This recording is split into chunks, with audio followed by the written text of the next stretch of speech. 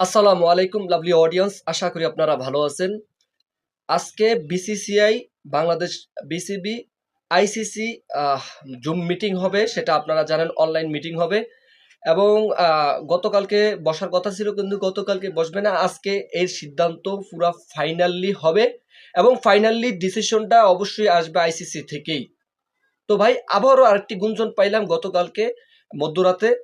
তো আইসিসি নাকি বললো যে তাদের কাছে অফিসিয়াল কোনো স্টেটমেন্ট তাদের কাছে পৌঁছায় নাই।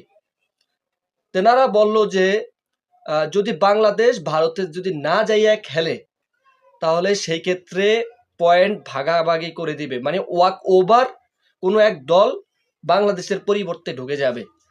এটা আসলে কতটুকু যৌক্তিক, কতটুকু সত্যি, সেটাই আজকে বোঝা যাবে যে আসলে বাংলাদেশ কি এন্ড অফ দ্য ডে ভারতের মাটিতে খেলা হবে, সেটাই আজকে মোটামুটি ভাবে আলোচনা। তবে এইখানটায় বাংলাদেশ বয়কট করবে এটাও আমরা মোটামুটিও জানি।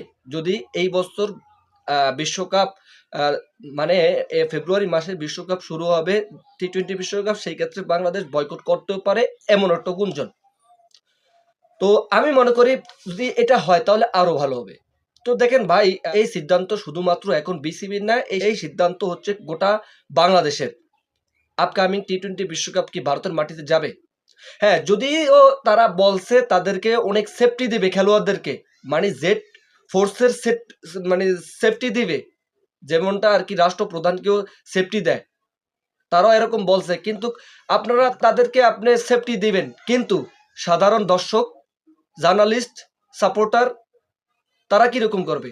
তাদের তো কোনো সেফটি নাই। উগ্রপন্থীরা, ভারতের সেই উগ্রপন্থীরা তাদেরকে তো হস্তক্ষেপ করবে, তাদের নিয়ে অনেক হস্তক্ষেপ চালিয়ে যাবে, মারধর হবে, এরকম একটা বিষয়।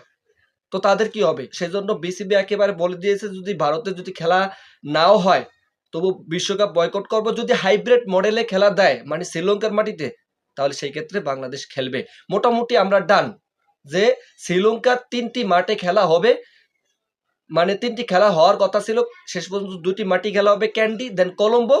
আফটার দ্যাট নট প্লেইং টি-20 গেম ইন গলে, গলে হবে না, 2টি মাটি খেলা হবে, সেটাও আমরা মোটামুটি ডান। এই মাসের 25 তারিখে বাংলাদেশ যাওয়ার কথা ছিল, সেটাও যাবে না, আমরা সেখানটাও মোটামুটি ডান। বাংলাদেশ ভারতে যাবে না, এইটাও আমরা মোটামুটি ডান। এটা শুধু বিসিবির সিদ্ধান্ত না, এটা বাংলাদেশের সিদ্ধান্ত। তো আপকামিং টি-20 বিশ্বকাপে হয়তো যে বাংলাদেশ যে যাইতেই হবে ভারতে, এরকমটাও না। তো দেখেন পাকিস্তানের কিন্তু সেই তারাও এশিয়া কাপে তাদের মাটিতে খেলার জন্য অনেক আগে থেকেই বলা হয়েছেন, কিন্তু পাকিস্তানের মাটিতে সেই ভারত যায় নাই। শেষ পর্যন্ত দুবাইয়ের মাটি খেলা হয়েছে, হাইব্রিড মডেল এশিয়া কাপ হয়েছে। দেন পাকিস্তানও মতি বলে বলে বেড়াইছে যে আমরা তাদের মাটিতে টি-20 বিশ্বকাপ খেলবো না, সেই জন্যই হোস্ট রাখছে শ্রীলঙ্কায়, সেই জন্যই হাইব্রিড মডেলে হবে। তাহলে বাংলাদেশের জন্য কেন আপনারা এত মানে দোহাই দেখাইতেছেন বিভিন্ন? বাংলাদেশের নিজের পায়ে দাঁড়াতে পারে, বাংলাদেশ আর গোলামি করতে চায় না, আধিপত্য বিস্তার হতেও দেখতে চায় না ইন্ডিয়ার। তো আমি মনে করি আপকামিং টি-20 বিশ্বকাপে বাংলাদেশের দুই দল ঘোষণা করেছে, ডেফিনেটলি হয়ে গেছে, কিন্তু ফাইন্যান্সিয়ালি, লজিস্টিক্যালি ভারতেরই লস হবে। এবং সেটা আবারও আমরা প্রমাণ পাইছি। কলকাতা নাইট রাইডার্স হয়ে আমাদের মুস্তাফিজুর রহমান খেলার কথা ছিল, সেখান থেকে কলকাতা তার অনেক ফলোয়ার কি গেইন হয়েছে, বাংলাদেশের ফলোয়ার্স সেখান থেকে 1.5-2 মিলিয়ন নাই হয়ে গেছে।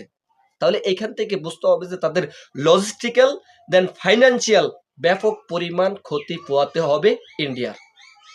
তো এটা হচ্ছে বাংলাদেশ। বাংলাদেশ নিজের পায়ে দাঁড়াতে পারে। আপকামিং টি-20 বিশ্বকাপ যদি শ্রীলঙ্কার মাটিতে খেলা হয় তাহলে বাংলাদেশ খেলবে, আর যদি না হয় তাহলে বাংলাদেশ খেলা বয়কট করবে। এখানটাও মোটামুটি ডান। আজকে অফিসিয়াল স্টেটমেন্টটা শুনবেন বিসিবি থেকে। এবং আইসিসি হয়তো আজকে নতুন করে শিডিউল করবে। তো কোথায় খেলা হবে সেটা তো আপনাদেরকে বলে দিলাম, নতুন করে শিডিউল হবে, সেটাও আমরা কনফার্ম হলো। That's all.